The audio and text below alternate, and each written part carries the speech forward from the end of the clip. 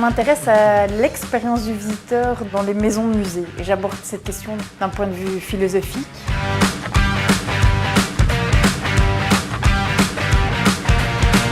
Je veux essayer de dire en quoi l'expérience dans ces musées est différente, par exemple, que l'expérience que le visiteur peut vivre dans des plus grands musées.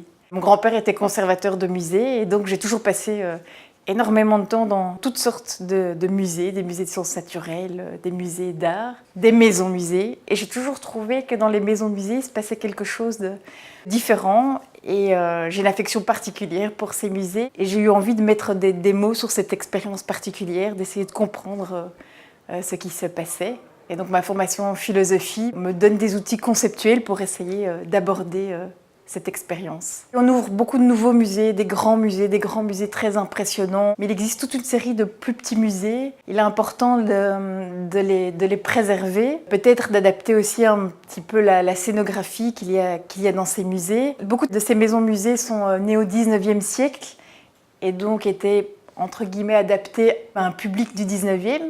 Aujourd'hui, on est au 21e siècle et je pense qu'il est intéressant de se poser la question de quelle est l'expérience du visiteur aujourd'hui pour repenser la scénographie ou la médiation qui peut être à l'œuvre dans de tels musées, se poser de nouvelles questions dans ces musées particuliers.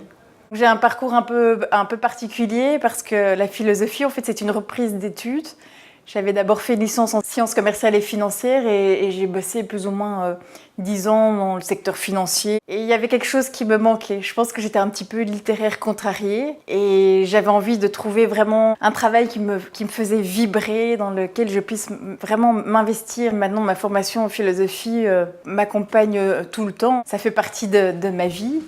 C'est vraiment une grande chance de pouvoir travailler dans quelque chose qui me passionne.